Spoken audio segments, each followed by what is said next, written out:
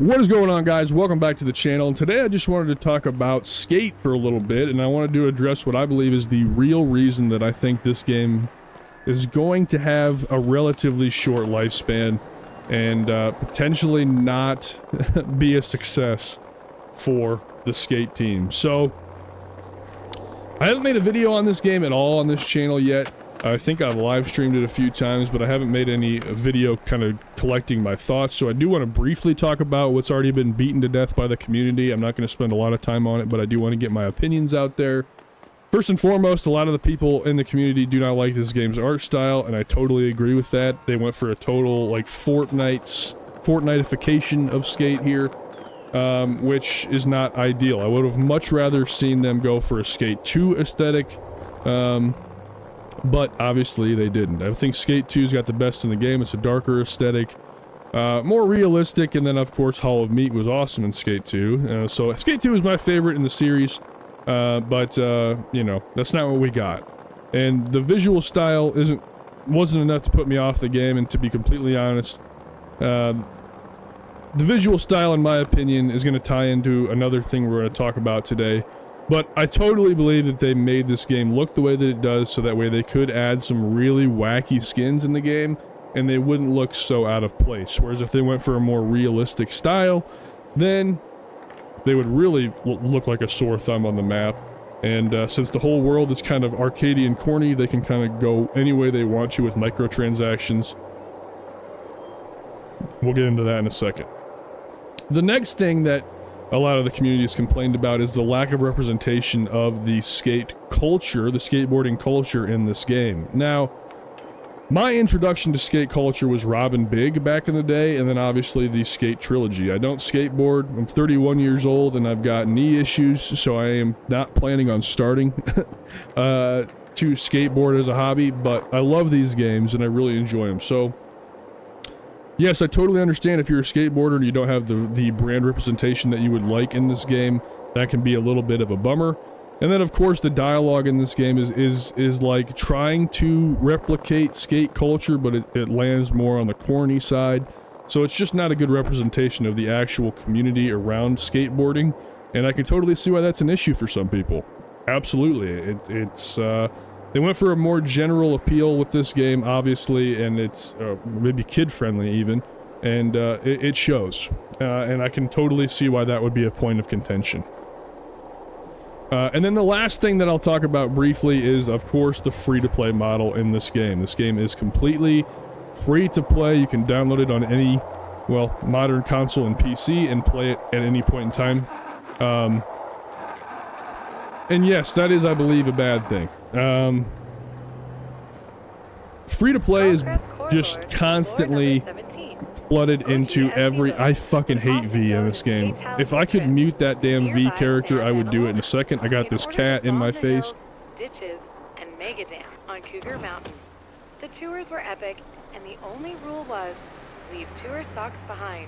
Those stinky things weren't allowed in the van. Road life rules.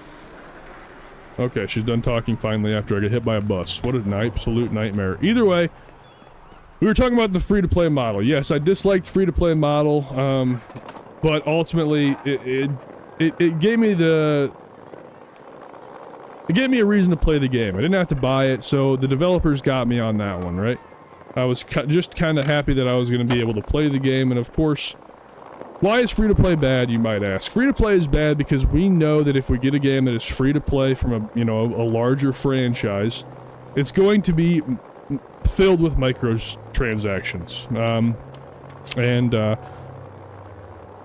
This game is, I would say, if you want any of the Skate brand stuff, any of the culture additions that they've added... Shut up, V! If they have any, they added Girl with the new season that just dropped in early October. They added, like, Crusher and a couple other major skateboard brands, but you can't purchase any of their products unless you pay to get that stuff. And then, of course, on top of that, all the other cosmetics that are in the game are very bland and quite boring to look at. So, there you go. That's pretty expected. We kind of knew that going in, and that's exactly what we got. So, Not a fan of that, but at least you can still play the game, and for now, all of the micros are cosmetic only. Hopefully the game remains that way, but either way, if you don't buy things, you're gonna look like an absolute basic bitch out here, and that's intended by the developers. What a surprise. Either way, yes, that absolutely sucks, but what, in my opinion, is the main issue with this game, you might ask, as we've blabbed on for a while about everything else? Well, I believe the main problem in this game is the progression. I think the progression in this game is absolutely positively atrocious. Maybe the worst progression system in any game I have ever seen. So, to break it down for you, here is our map here of Sand Van that we have access to here in Early Access. We have 3 regions that we can go to, with a 4th region currently locked and being worked on, apparently. Hedgemont, Goldcrest Village, and Market Mile.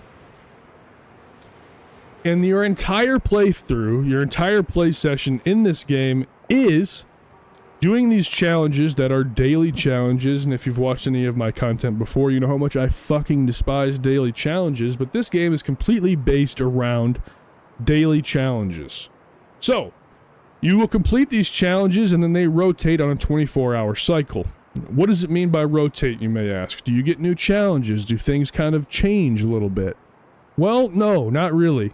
So, from my experience, and this is my first time actually starting in the game since the season launch, but whenever these objectives rotate, they give you the same exact challenges, they just reset, essentially. So it's not really a rotation, it's more of a reset, and it'll give you more things to do, but they're the same exact thing that you have to go out and do.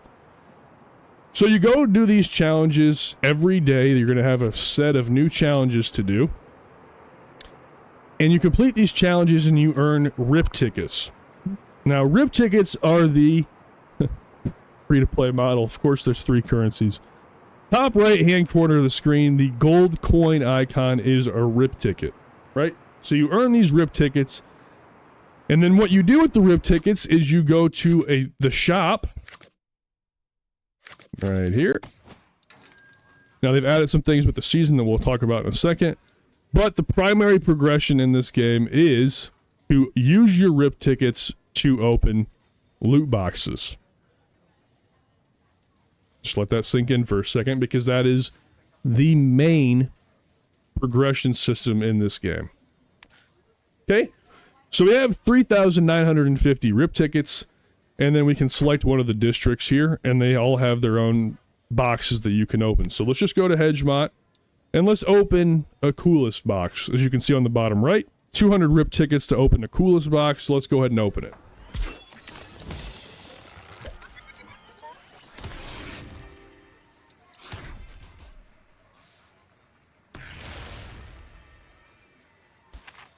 Nice grip job.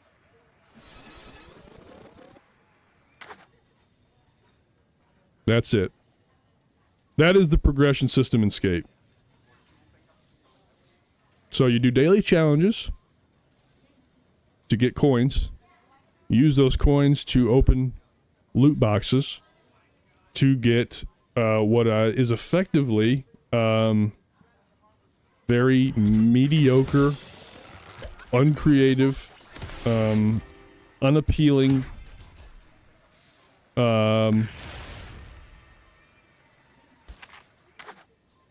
cosmetics. And that is it. That is the progression. There is no... What is going on with this character's eyes? There is no story mode. This is it. That is it. That is the gameplay loop in this game. Now, I believe most people that play this game are just kind of clip farming. They're going to like the big mega ramps that are spread out all over this map and just hitting big area. I mean, every clip that you see, I feel like on TikTok or YouTube, is people at the skyscrapers where they, you do the drop in, you jump onto the other roof, you hit the little quarter pipe or the little half pipe thing. You go back down, you jump across the roof the other way. You know, it's always the same thing because that's what people are doing. They're just kind of clip farming with this game, but they're not actually talking about the actual progression system here. And boy, it's bad. It is so bad. And I just don't think this is going to be enough to hook people. So if you're not clip farming, this is what you're stuck with. Now, what I will say is, if I'm really bored, right? I play a lot of video games, and if I'm super, super bored, I do kind of like hopping on here and just skating around. Not necessarily even doing the challenges, but just like messing around with the game, because the gameplay actually is quite good. I don't mind the way the gameplay is. I think the gameplay itself is fun. I just don't like what the game is forcing me to do. So a lot of times it's literally just me out here skating around, trying to find fun spots, and just trying to hit fun little spots, and that's it. I'm hardly even doing the progression. Another way to get around. And that's just really bad. It's really bad. And like I said, I just don't think this game is going to have the legs that the developers want, because I don't think it's here. You know what I'm saying? I don't think this is enough to hold players' interest. Unless you're trying to make crazy clip compilations of Christ staring through a church window, which is something we've seen a billion times. So anyways, that's my opinion on it. I don't think that the season update changed that whatsoever. It still appears to be laid out the exact same way. If you go to the season shop here, you again are earning these new currency, this blue currency, which I don't even know what it's called. And you use these to purchase cosmetics, and then you use those cosmetics to progress this further. And that's it. So it's essentially the same progression system. Oh my god, look at how terrible this last cosmetic is.